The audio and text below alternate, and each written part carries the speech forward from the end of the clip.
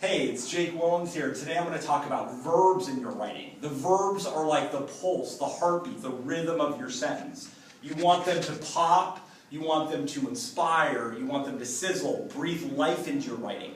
Changing verbs around can take your writing really from good to great, and it really takes a lot of practice. You want variety in your verbs, okay? One cool activity is choose a profession.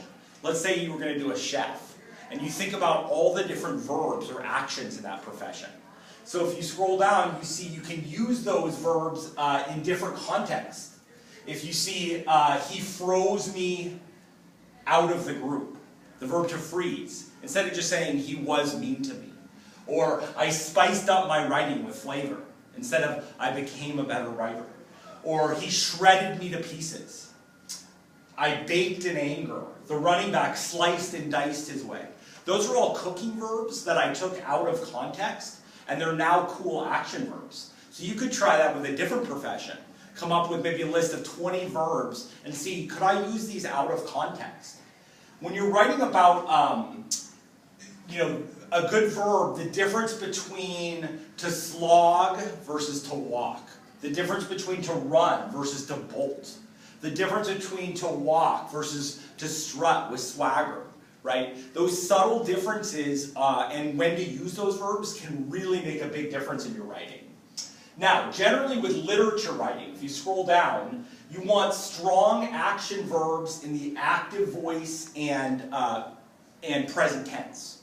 So, instead of saying something like Jack is mad when Ralph becomes elected, say Jack rages, Jack fumes. That's an action verb. Instead of saying Atticus is happy to take the trial, Atticus thrills, Atticus craves. I am tired because of the test. The test exhausts me. You don't want too many linking verbs. A linking verb is a verb to be. Anthony Davis is hungry versus he craves, he desires, he longs for. Okay? Susan B. Anthony was hurt by your words versus your words pierced her. Not only is it now active voice, it's a better verb. And you get rid of the was. I was changed by Anne Frank. Anne Frank transformed. Better verb. Change was made for the better by civil rights icon. That's passive. Instead, say John Lewis augmented, right? Strong action verb, right? You want the active voice. You want people doing things in your essay so there's movement and agency. If there's a lot of passive voice, it gets very kind of frozen and dull. In addition to using action verbs, you also want to use active voice, which is what I said, which is people doing things. If you scroll down, instead of black people are treated poorly in TKM, the white people ostracize, alienate. Better verb and active. Instead of things were done by Obama. Obama took action. Obama affected change. That's an action, right? Instead of the world was improved by Ruby Bridges. Ruby Bridges improved the world, right? You want active voice. Mistakes were made by Nixon. Nixon made mistakes, right? So generally you want active voice. Now, there are times when passive voice is intentionally used. One time could be, let's say you're trying to deflect blame. Let's say you were saying, if you scroll down, look at the difference here between the sentences. 3 people were killed in a police-related incident. That's passive versus the police officers killed 3 people. That's different. That's more agency and more blame. It was decided Isabella won't work here. It was decided by whom, right? Versus, let's say Shayla fired Isabella. Now we have a person doing it. So you may see that people intentionally use it, right? If you say JFK was assassinated by Lee Harvey Oswald, that keeps also the focus on JFK. That may be a time you want to use passive voice. Let's say you don't want to write about Oswald, you want to write about JFK, put him first, right? It's passive voice, but you did it for a reason, right? So you want to know these rules, you want to know, it's not that passive voice is always bad, it's that you do it for a purpose, right? You don't do it by accident, okay? Similarly with linking verbs, if you scroll down, not all linking verbs are bad. If you're expressing something about an identity or describing someone, a linking verb can be good. If you scroll down, you see Indira Gandhi and the Pope are kind souls. That's describing their personality. That's okay. Benazir Bhutto and Nelson Mandela were great leaders. You don't need an action there, you could, right? Hitler and Stalin were ruthless dictators.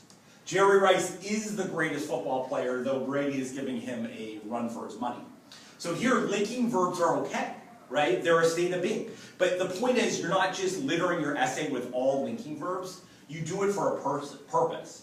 Another great activity is to get rid of adverbs. A lot of times we use adverbs out of laziness. I walked slowly instead of I slogged. I ran fast instead of I sprinted or bolted, right? A lot of times by getting rid of the adverb, you get a better verb. So instead of saying Emma Stone walked confidently, say strutted or swaggered. Get rid of the adverb. Instead of saying Bourdain ate fast, say he gobbled, he devoured, inhaled. Instead of saying Murray beat badly, say obliterated, dominated, eviscerated, right? Drank fast, chugged, right? Instead of saying he searched carefully, he scoured. So a lot of times, it's not that all adverbs are bad, just like linking verbs or passive voice, but you do it for a purpose and you don't do it out of laziness. A lot of times get rid of your adverbs and use stronger verbs, all right? If you scroll down, we see the next thing is simple present tense. Instead of saying Atticus taught, which is past tense, or is teaching scout, just say teaches. Instead of saying Ponyboy questioned, past tense, or is questioning, just say questions. Simple present tense. Is questioning is called the progressive. Okay? In the boys want to kill the pig, not are killing in Lord of the Flies. Okay? Now, occasionally progressive present tense is okay, like if you're setting up a quote. If I said, when Atticus is telling her why they quit, he notes our course of the great levelers. The first time is telling, progressive, to set up the quote is good, right? At the end of the novel, when Ponyboy is reflecting on his lesson, right? That's a time where, before a quote, you would want to use progressive present, okay? But generally you say, the pigs take power in Animal Farm, not are taking. In Lord of the Flies, they fight, not are fighting. Okay? So simple present tense. Another thing is sometimes past tense is okay. Number one, if you're quoting a quote and the original is in past tense, you can leave it. Another example, look at this, is if you scroll down, you see Ponyboy reflects on how he did not realize how much his brothers. So you're in the present here, but you're referring to something in the book a long time ago. Ralph thinks about how the boys used to get along at the start of the book. George forgives Lenny for the mistakes he made before the book even started, right? So occasionally past tense is okay, all right? So think about when you want to use present tense, when progressive present, and when past, all right? So anyway, I hope this lesson on verbs was useful. Again, not all linking verbs are bad, but do it for a reason. Not all passive voice is bad, but generally stay in the active voice, okay? Great verbs, strong verbs that pop, will take your writing from good to great and add lots of flavor. Thank you and namaste.